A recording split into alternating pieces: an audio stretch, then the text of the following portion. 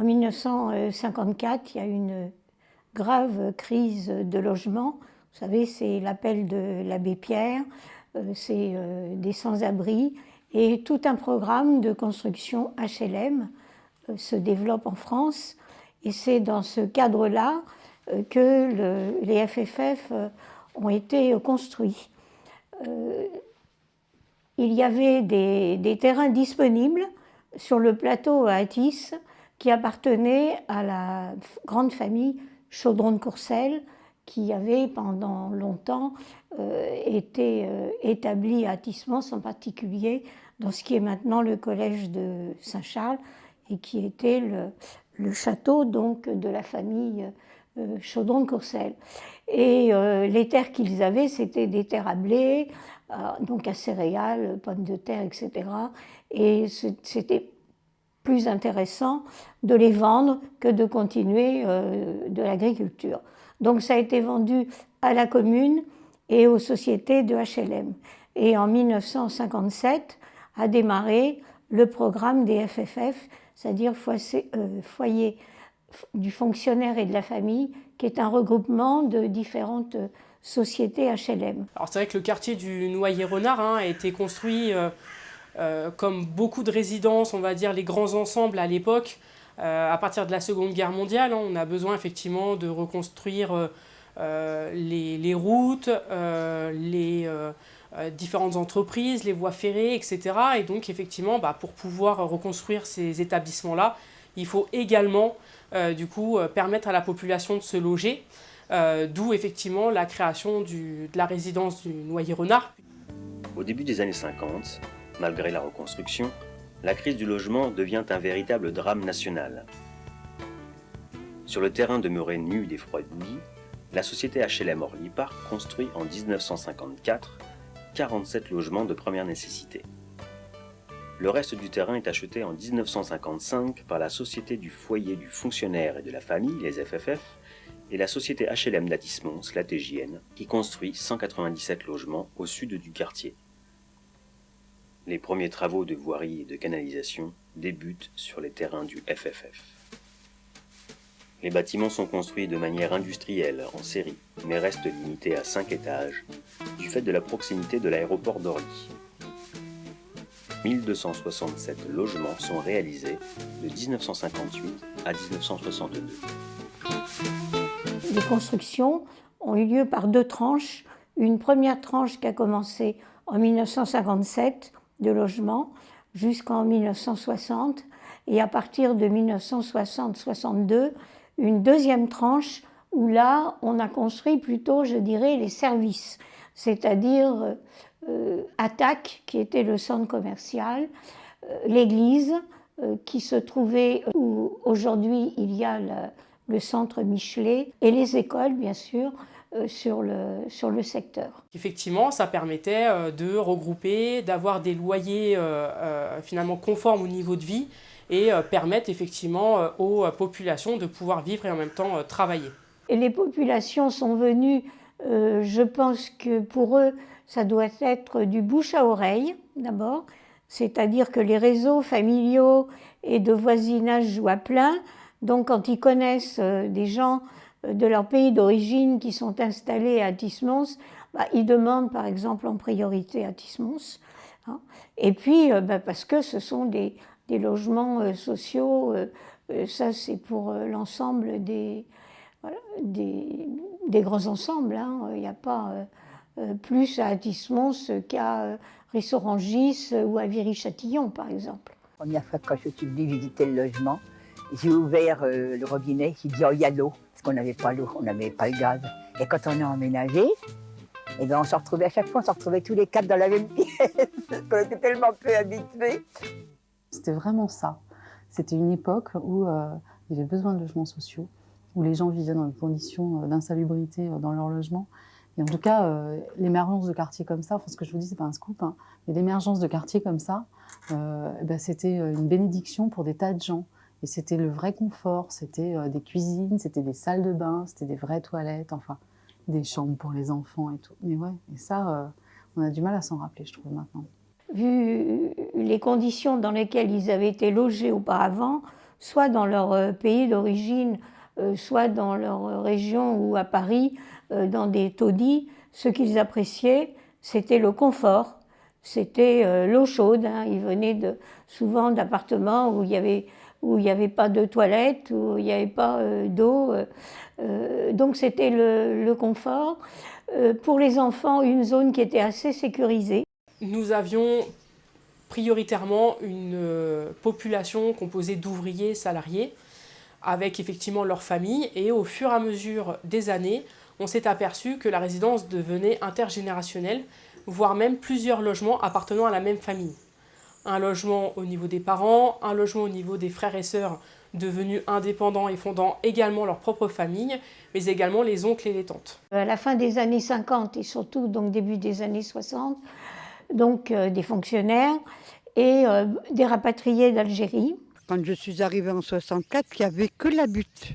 Alors il y avait l'autoboggan, une balançoire, mais pas la balançoire en plastique, non, c'était un bout de fer avec deux côtés, c'était du bois. Et les enfants se jouaient beaucoup. Bon, il y avait beaucoup de vélos aussi, les enfants qui avaient 3 ans, des petits vélos. Mais ces petits chevaux, moi, je ne les ai pas connus. Dans les années 70, un peu comme partout en France, sont arrivés des Portugais. Moi, je me souviens d'avoir eu une élève que j'avais été voir ici, qui est maintenant responsable d'ailleurs des Portugais sur Athis. Je ne sais pas si elle n'a pas été élue. Isabelle Mesquita, enfin bon, qui est un nom assez connu. Et donc c'était l'époque où il y avait des familles portugaises. Puis ensuite, dans les années 80, eh bien, sont arrivées les populations venant d'Afrique du Nord, puis d'Afrique du Sahel. Il faut dire que la cité par elle-même, il y avait beaucoup de rapatriés. Hein. Ils venaient d'Algérie, d'Afrique du Nord, de Tunisie. Bon, il y avait déjà des gens qui habitaient là, qui étaient de la Kabylie, d'Algérie, d'autres des Juifs. Bon, tout un mélange de culture et de savoir-vivre, hein, parce que chacun vivait sa culture sans se disputer ce qu'il y a à l'heure actuelle. Aujourd'hui, alors je ne sais pas exactement combien il y a de nationalités, mais c'est, je sais pas, je crois une trentaine de nationalités différentes. Les derniers, je me souviens qu'il y a eu des Bosniaques, il y a eu, enfin, vraiment, on a l'impression que c'est presque le monde entier, quoi. Il y a assez peu d'Asiatiques, malgré tout. Il y a pas, à mon sens, il n'y a pas de population chinoise, par exemple, ou indienne, oui. Indienne, oui. Mais d'asiatique, non. C'est plutôt essentiellement le Maghreb, l'Afrique du Sahel, la Turquie. La Turquie et puis les pays de l'ex-Yougoslavie, quand même aussi.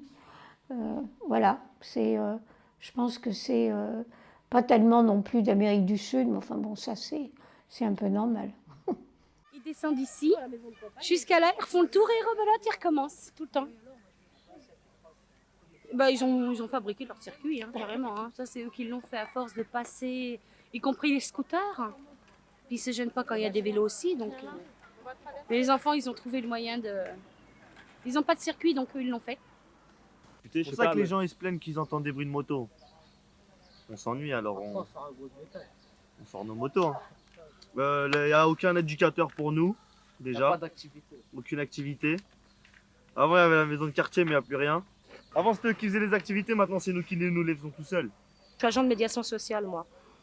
Je travaille dans les bus scolaires de Delalande et on est là pour tempérer les choses parce qu'avant il y avait énormément de raquettes, les chauffeurs étaient agressés, les bus étaient cassés, c'était des insultes à n'en plus finir. Ils ont essayé de mettre des jeunes, ils ont essayé de mettre des... Et en fin de compte, ils se sont rendus compte que c'était les mères de famille qui portaient le plus le poids parce qu'ils nous respectent. D'abord, ils nous appellent les mamans du bus. S'ils veulent aller au cinéma, il faut qu'ils aillent sur Belle-Épine. S'ils veulent aller à la patinoire, bon, c'est vrai qu'on a la patinoire qui est pas très loin, il y a la piscine aussi qui est pas très loin. Il y a, mais ils n'ont pas de structure vraiment adaptée pour eux. Il faudrait peut-être, je sais pas, essayer d'avoir une réunion avec des ados, savoir exactement ce qu'ils voudraient qu'on fasse pour eux. Il y en a beaucoup, ils sont dans au ZEF, il y en a beaucoup, ils sont dans la musique. Ils sont dans la musique, la chanson, le rap, et il n'y a rien du tout là-dessus. Il y en a pas de genre dans la musique. Il y en a même qui ont tourné des clips pour des chanteurs ici. Parce que justement, grâce aux ateliers de danse et tout ça, il y en a, ils sont venus chercher des danseurs pour jouer dans les clips. Ouais. Ça c'est bien. Ça c'est bien. Il faudrait qu'ils développent plus. Il y a beaucoup de sport à Athis. Ça, pour les jeunes, ils veulent y aller, il y a quand même du sport. Donc ils veulent y aller. Hein. Oui, mais je trouve que ce qui est bête, c'est qu'il y a beaucoup de sport, mais par exemple, on fait de la boxe, il n'y aura pas de tournoi où on peut aller regarder. Alors, s'il y a des gens qui font de la danse, il n'y aura pas de spectacle de danse. Ça sert à rien d'en faire si on ne peut pas monter sur scène et le montrer. Pour les garçons, il y en a les footballs, il y en a les gymnases, les box style, il y en a tout. Mais les filles, il n'y a rien. La notion, j'allais dire, de grand ensemble, un peu ce qu'on a appelé la sarcellite, ça, je dirais que c'est presque une notion bourgeoise, de gens qui n'y habitent pas. Mais les premiers habitants étaient plutôt satisfaits. Lorsque l'ambiance s'est dégradée, ce n'était pas lié à l'architecture proprement dite, c'était au changement de population, où est arrivée au ZEF une population beaucoup plus pauvre. Aujourd'hui, nous avons une pluralité de la population accueillie, salariés, des cadres, des personnes effectivement en recherche d'emploi, voire même des personnes âgées. C'est toujours comme ça dans les quartiers. C'est une particularité, c'est-à-dire que le quartier qui a mauvaise réputation, les autres qui sont ni mieux, ni pire, ni je ne juge pas, hein, ne veulent pas aller là-bas. C'est comme ça. Il y a eu la crise, il y a eu le chômage, donc la pauvreté, le chômage, le trafic, toutes sortes de trafics, l'insécurité. Et à ce moment-là, l'image du grand ensemble et du Noyer-Renard a changé. Mais ce n'est pas tellement, si vous voulez, l'architecture en quelque sorte. Et je crois que c'est une erreur de penser que si on refait l'architecture, si on retrace les rues, etc., on va éliminer les problèmes sociaux. Les problèmes sociaux viennent d'autres causes. Les choix architecturaux pris à l'époque par le renouvellement urbain devaient permettre d'élargir l'offre du public accueilli, également ouvrir le quartier sur l'ensemble de la ville avec l'évolution notamment des transports en commun qui a fait son apparition, également la démolition de certains espaces, notamment la piscine, le grand centre commercial pour effectivement plus être axé sur des commerces de proximité. Ça a évidemment modifié les usages de la population avec la création du carrefour, notamment sur la N7.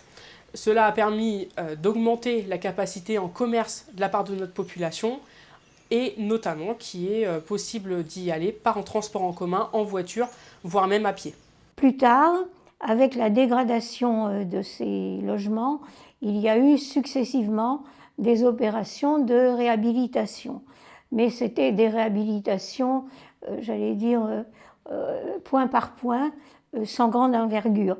On a fait des résidentialisations, c'est-à-dire qu'on a fermé les devants d'immeubles, par exemple, pour les sécuriser. Bien souvent, les maris vont travailler, les mères de famille gardent des enfants, assurent effectivement l'entretien de la maison.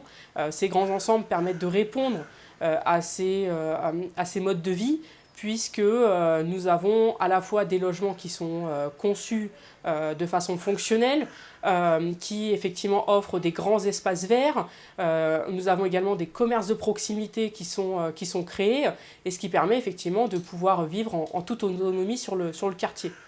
Et puis finalement, dans les années à partir de 1980, effectivement, les emplois évoluent, les modes de vie évoluent également.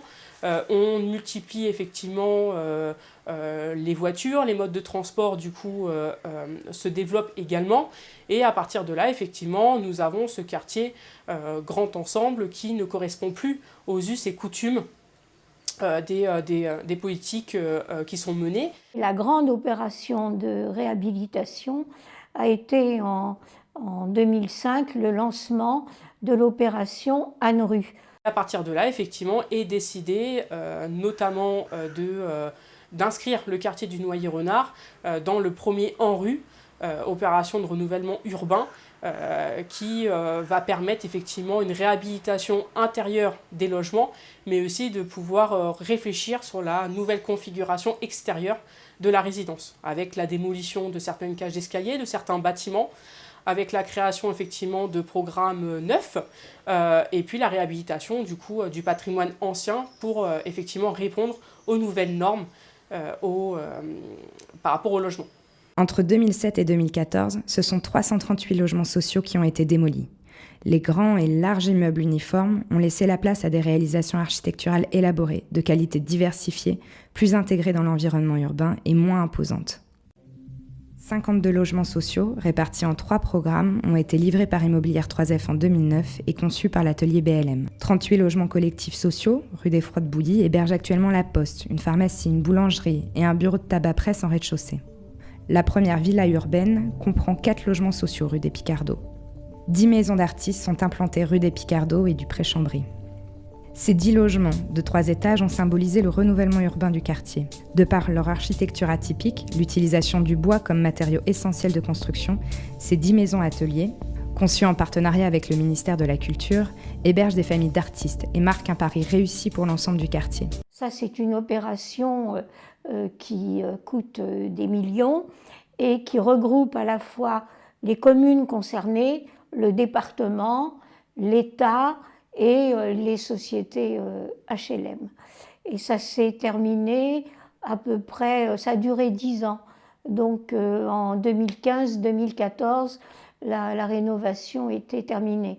Il y a eu des destructions de barres d'immeubles et on a essayé de reconstruire avec pour objectif de mixer un petit peu la population, faire du logement social, mais également du locatif au prix, j'allais dire au prix coûtant, et de l'accès à la propriété.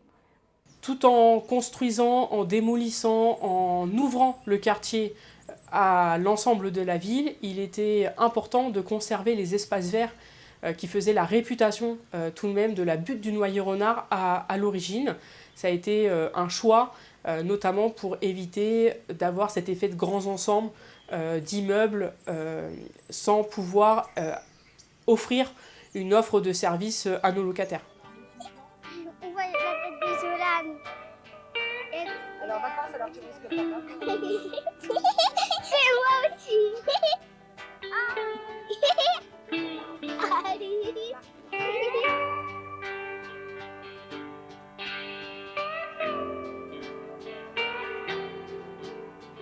On a remarqué qu'il y avait beaucoup d'enfants en bas âge livrés à eux-mêmes. Et on voulait essayer d'inculquer à certaines mamans du quartier que les enfants, à partir d'un certain âge, ils n'ont rien à faire dehors tout seuls. On se mettait toutes ici et on inscrivait le nom des mamans qui venaient, donc c'est comme ça qu'on a fait des connaissances.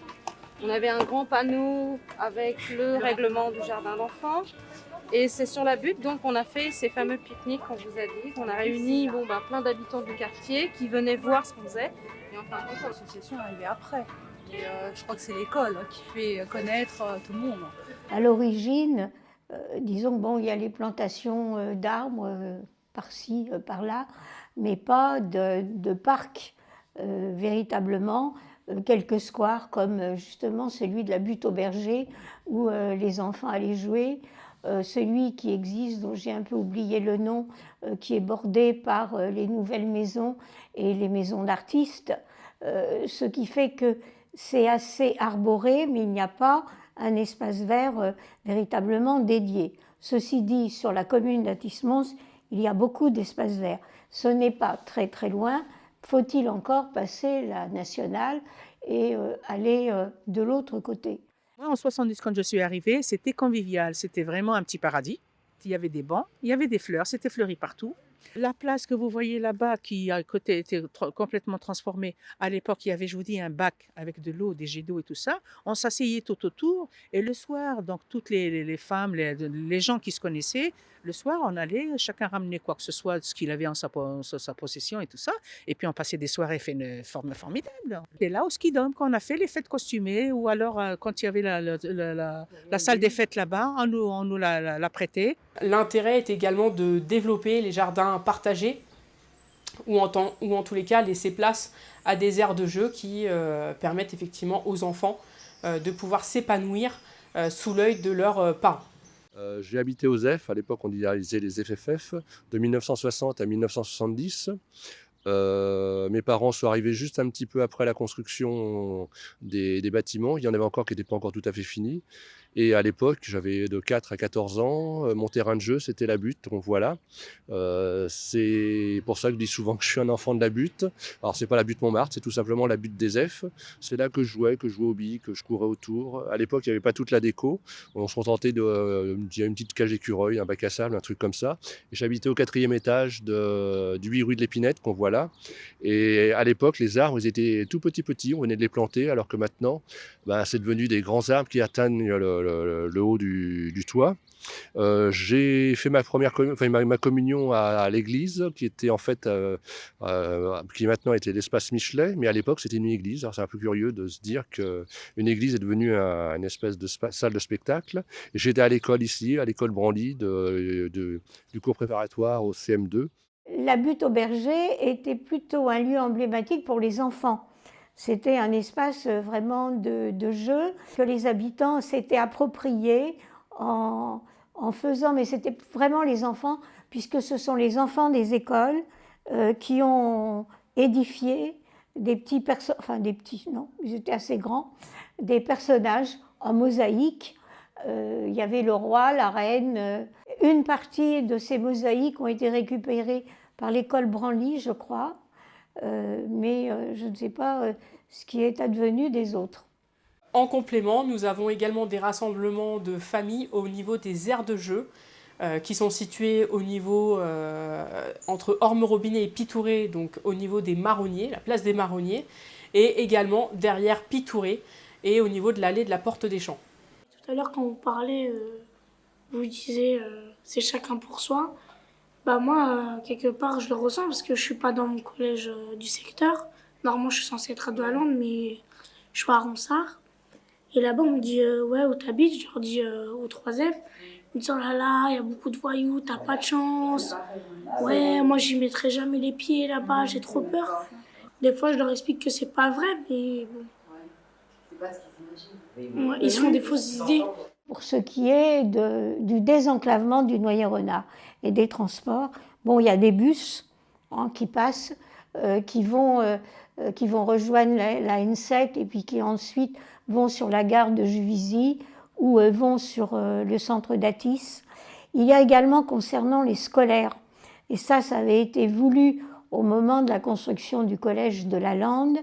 La maire de l'époque, je crois, il me semble que c'était donc Madame Liebman, avait voulu, à l'instar du modèle américain, faire ce qu'on appelait le busing, c'est-à-dire que les enfants qui habitaient les grands ensembles devaient aller dans des collèges qui se trouvaient plutôt dans une zone pavillonnaire ou résidentielle. C'est ainsi qu'il n'y a pas de collège sur ce secteur, alors qu'il y a une population importante, mais que le collège où vont les enfants du Noyer-Renard, c'est le collège de la Lande. Donc il y a des bus dédiés qui prennent les enfants ici et qui les emmènent au collège de la Lande. La partie commune a été repeinte, ça c'est bien, parce que ça fait quand même... c'est toujours agréable de vivre dans quelque chose de propre, même si... Je pense que l'idée d'HLM, c'est pas parce que c'est un HLM que ça doit être sale.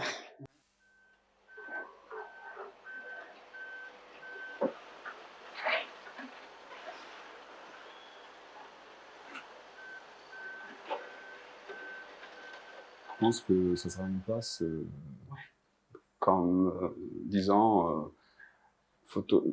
il faut essayer d'imiter Paris des entrées comme ça, des rues qui convergent vers une place. C'est l'idée. Mais c'est pas Paris, mais quand même. C'est déjà bien pour raccorder un peu les gens. Donc. Si vraiment c'est les photos qu'on a vues, c'est fait vraiment comme les photos, ça va être très joli. C'est dans la deuxième tranche de construction qu'il y a eu construction d'une église, construction des écoles, mais que des écoles primaires, hein, école maternelle et école élémentaire, construction d'un gymnase qui est le gymnase Hébert. Et puis il y a eu la construction d'un centre commercial à l'époque qui s'appelait Attaque, qui avait l'originalité d'avoir un toit en béton avec une architecture qui a été primée par les grands architectes. La démolition de la piscine, ça pour le coup a marqué les esprits, y compris la démolition du commerce alimentaire.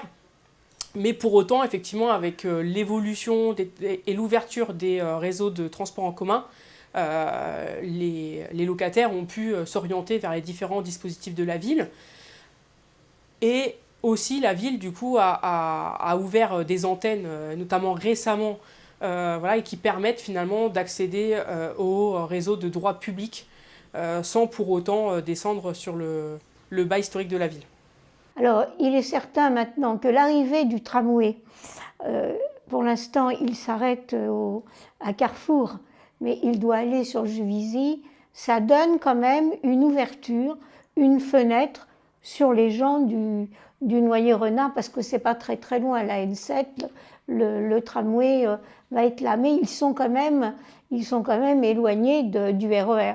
Et c'est souvent d'ailleurs les problèmes des grands ensembles. C'est la même chose à Savigny, à Grandvaux, parce qu'ils sont carrément de l'autre côté de l'autoroute. Il n'y a pas cet isolement comme à Grandvaux, mais il y a quand même une forme, pas de relégation, mais un petit peu d'isolement au niveau des moyens de transport. C'est calme, c'est bien entretenu, c'est propre. Extérieur, je trouve qu'il y a eu de bonnes choses de fait. C'est beaucoup plus neuf, c'est convivial. Avec les nouveaux commerçants, c'est accueillant. C'est un très beau quartier, on s'y sent bien. Ce qui avait été marquant quand il y a eu le renouvellement urbain et la présentation du projet, lorsque le projet prévoyait justement la démolition et la fermeture de la piscine, prévoyait la fermeture du commerce alimentaire au profit de Carrefour. Ça avait vraiment marqué les esprits, puisque là, pour le coup, ça démontrait physiquement cette nécessité du coup, de se rendre à l'extérieur du quartier pour accéder à un certain nombre de services publics, même si le gymnase a été maintenu et pour le coup qui est toujours utilisé à ce jour.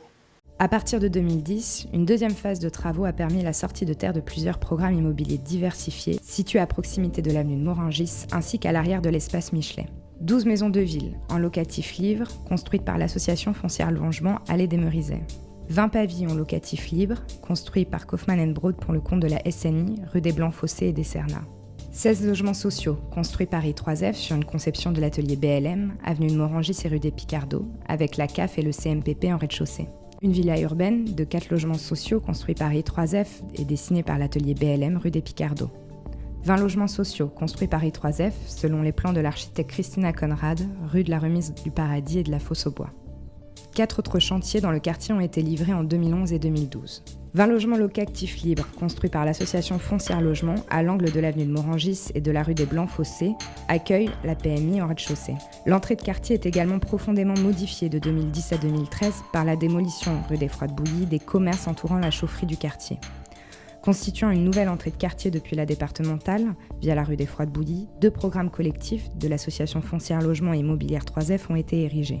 26 logements locatifs libres à l'angle de l'avenue de Morangis et de la rue des Froides-Bouillies ont été livrés en 2012. L'immeuble comprend un espace commercial en rez-de-chaussée, avec notamment l'installation d'un opticien.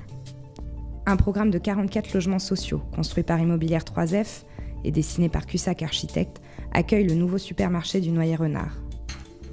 Ces 2 programmes participent à la mutation d'une nouvelle entrée de quartier.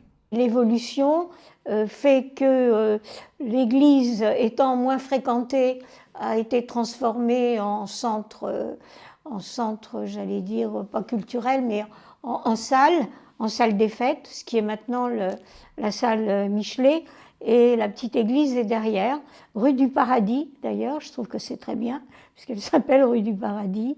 L'église a toujours été un lieu de rassemblement respecté par l'ensemble de la population, et ce malgré les moments de tension qu'on a pu connaître dans le quartier. Est-ce que vous arrivez à exercer certaines traditions et coutumes de votre pays d'origine ici au Noyer-Renard? Oui. Par exemple, ici à Espace Michelet, le Noyer-Renard nous offre la salle entière pour les fêtes de l'Aïd, par exemple. On a le droit de partager nos plats, nos connaissances pour certaines fêtes, ou même, par exemple, j'ai un ami indien qui a une certaine fête, un certain jour, et l'Espace Michelet est ouvert pour ce moment, et ça fait vraiment plaisir de la part du quartier de nous offrir cette place. Par contre, il n'y avait pas de place pour une mosquée, alors qu'il y a une population musulmane importante, et la mosquée se trouve toujours rue des Plantes, à Athis. Donc ils sont obligés d'aller de l'autre côté de la nationale. Dans les années 2000-2010, il y a eu une agence postale qui s'est installée dans la rue principale, et mais qui était soutenue par la mairie, mais pas tellement par la Poste, qui réduit tous ses services, et qui a été supprimée. Ce qui est un peu dommage parce que je pense qu'elle rendait beaucoup de services aux habitants. Même si le magasin alimentaire dans toute sa splendeur a été démoli, il n'en reste pas moins que sur les nouveaux bâtiments construits à partir de 2016, un commerce de proximité a été maintenu qui aujourd'hui peut être le lieu de rassemblement, surtout entre midi et 2, où on voit une pluralité de publics, à savoir les locataires, les enfants de nos locataires, mais également des salariés ou même des extérieurs venant faire leurs courses. Toutes ces améliorations, il faudrait que ça serve à quelque chose. C'est-à-dire qu'il y ait quelque chose qui soit dessus. Des groupes ou quelque chose, et ça, il faut une animation. Et ça, il faut une animation. Vous avez des souvenirs des fêtes ici, sur le quartier? Je trouve que là, ça a changé. C'était génial. Il n'y a plus rien. Avant, il y avait plein de trucs. Vous êtes sur la place tout le temps de... Moi, finalement, je suis arrivée en 92 et je pense que ça s'est arrêté, je crois, la dernière grande fête en 96. On a arrêté cette fête. C'était au moins ce rendez-vous annuel qui était important. La vie associative est extrêmement riche, aussi bien sur le plan sportif que sur le plan culturel, ou même confessionnel, c'est-à-dire religieux. En ce qui concerne ces associations, les associations sont de plus en plus des associations liées à la communauté d'origine des habitants. C'est-à-dire, s'ils viennent des Comores, eh bien, il y a l'association comorienne. S'ils viennent de la Réunion, il y a l'association réunionnaise, l'association marocaine, l'association des Maliens, etc. Ces associations sont extrêmement actives. On s'est demandé, posé la question, comment procéder, mettre les actions communes pour que tout ce monde-là puisse participer. Et donc, nous, en tant que l'association des habitants du Noyer-Renard, et certains d'autres de nos partenaires, nous avons pu mettre en place ensemble et en commun des actions qui ont fait en sorte de pallier à pas mal de situations dans le quartier. Donc à la date d'aujourd'hui, quand on a Halloween, tout le monde est là. La fête de quartier, je me rappellerai toujours de la fête de quartier 2010 qui était le lancement après une longue série de fêtes mortes, parce qu'avant la réhabilitation, on n'avait pratiquement plus d'action sur le quartier. Et cette fête de quartier en 2010 avait lancé la fête de quartier, qu'aujourd'hui, notre fête de quartier rassemble plus de 800 personnes quand même.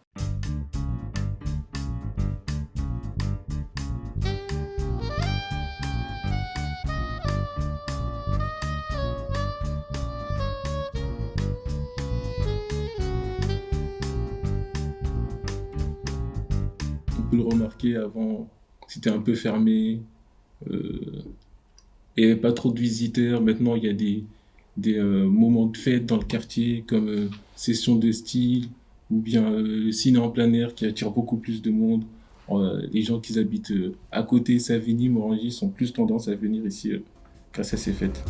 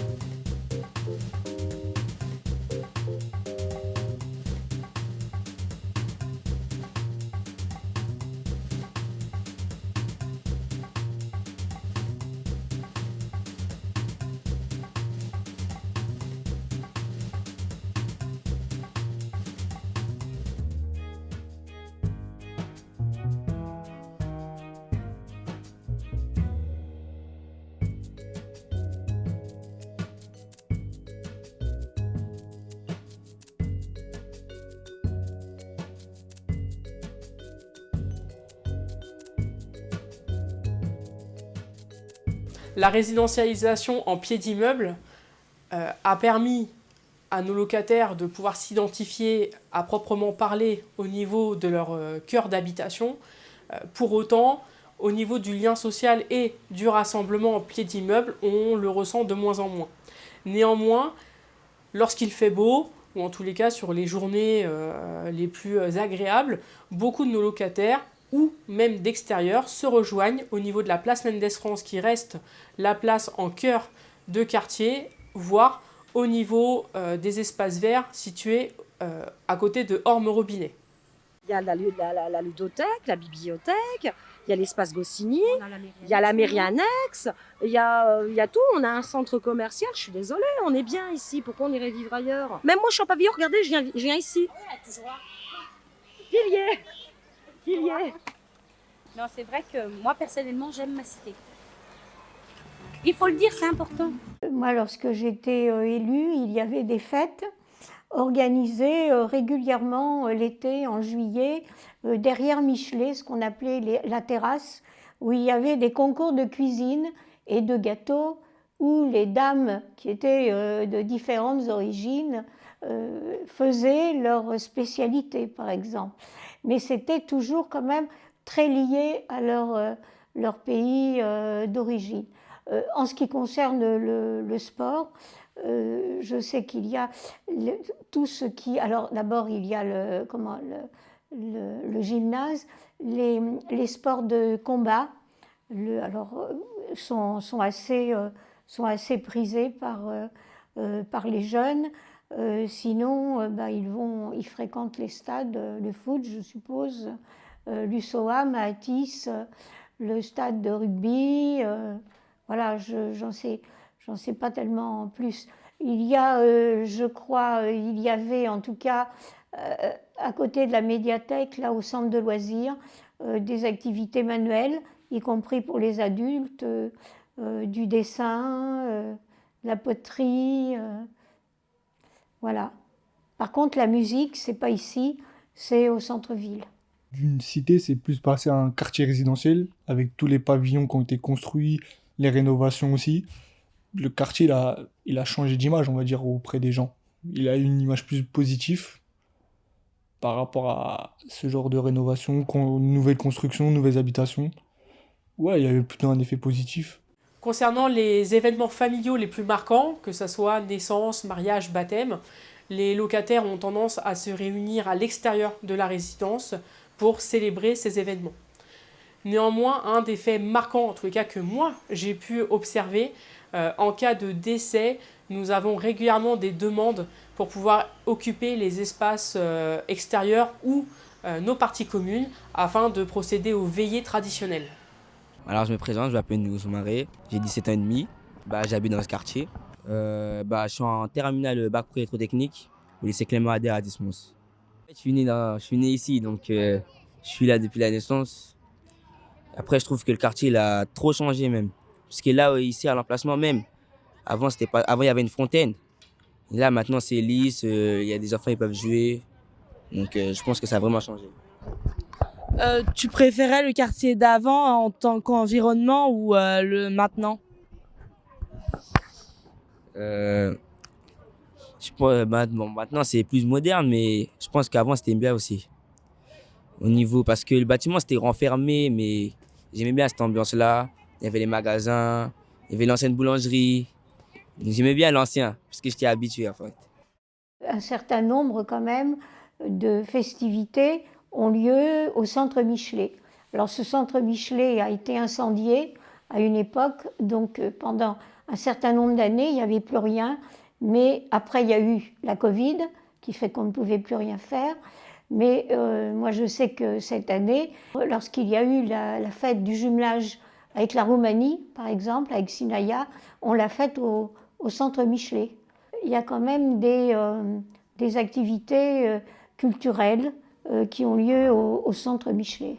Nous avons également des événements festifs et destinés à l'ensemble de la population où pour le coup le quartier du Noyer-Renard s'y prête totalement avec la place Mendes France, avec le green derrière le parking de Orme-Robinet où effectivement de nombreuses manifestations sont organisées régulièrement.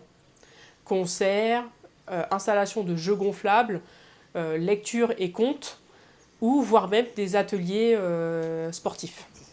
Dans le cadre du plan de relance de 2009, puis grâce à une aide complémentaire de l'ANRU, de nouvelles opérations de démolition-reconstruction ont pu être programmées sur le secteur situé près du groupe scolaire Branly. Tout d'abord, la démolition de 59 logements de la barre F, située sur la rue de l'Épinette, a fait place au promoteur Gambetta, qui a développé un programme d'accession à la propriété de près de 138 logements. Enfin, en 2013-2014, les dernières démolitions des barres E et Q, situées rue du Noyer-Renard, ont permis la construction de 3 programmes d'accession très variés. 51 logements collectifs construits par Bouygues Immobilier à l'angle de la rue du Noyer-Renard et de la rue de l'Épinette. 44 logements collectifs construits par Marignan derrière le groupe scolaire. La coopérative Clarme, filiale du groupe 3F, a construit 10 maisons individuelles. Le programme de Next City, conçu par Architectonia, de 101 logements, finalise l'entrée de quartier en 2015. Il est desservi notamment par une nouvelle voie, la rue de l'Entente. Longtemps connu sous le nom de quartier des F, en raison du premier et unique bailleur propriétaire immobilière 3F depuis 1960 jusqu'en 2010, cette appellation est aujourd'hui dépassée en raison de la mixité de l'habitat et de la diversité des bailleurs et propriétaires. Aujourd'hui, le quartier du Noyer-Renard est ouvert et s'intègre pleinement dans sa ville. On va dire que l'image esthétique a bien changé. Après, au niveau de l'image sociale proprement dite, je ne sais pas s'il y a eu de réels changements en particulier. Notre vie a clairement changé. Par exemple, il n'y avait pas de boulangerie ici. Alors, avant, on faisait des longs chemins pour aller à une boulangerie et maintenant, c'est plus facile d'accès. Les maisons, on a maintenant des balcons, le parc, le terrain de foot.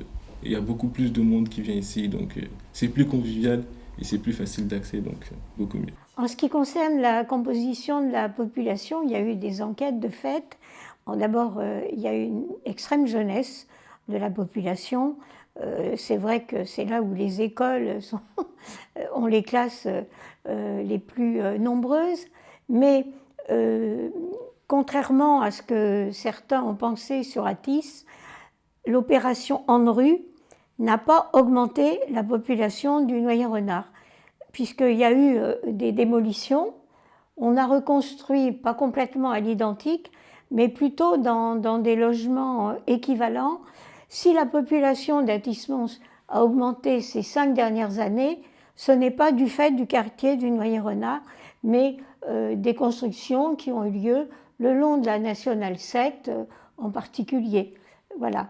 Donc ça, c'est pour les strates de la population en ce qui concerne l'âge. Sur le plan socio-professionnel, là aussi, il faut se reporter aux enquêtes de l'INSEE et on voit que c'est une population extrêmement modeste. Il doit y avoir, bien entendu, je ne connais pas par cœur les pourcentages, beaucoup de gens au RSA, beaucoup de gens qui ont des allocations au chômage. C'est sûr que lorsque les gens arrivent à une forme d'ascension sociale, eh bien, ils déménagent et ils vont soit dans une autre commune, soit dans la zone pavillonnaire ou résidentielle d'Athis-Mons. Donc on a une population plutôt modeste. Je ne peux pas rester toute une journée à Paris. Moi, vers 5h, je reviens aux ZEF. Franchement, honnêtement, je ne me vois pas déménager des ZEF. Je suis trop attachée. C'est une ambiance, c'est mes racines, je ne peux pas quitter les ZEF. Malgré les tensions qui peuvent être rencontrées dans le quartier, il s'avère que le quartier du Noyer-Renard reste attachant et surtout source de valeurs et des origines. De nombreuses familles souhaitent obtenir une mobilité au sein même du parc du Noyer-Renard, tout simplement puisqu'ils y ont leur habitude, leur famille, le réseau de santé, mais également les réseaux de transport en commun leur permettant de se rendre au travail.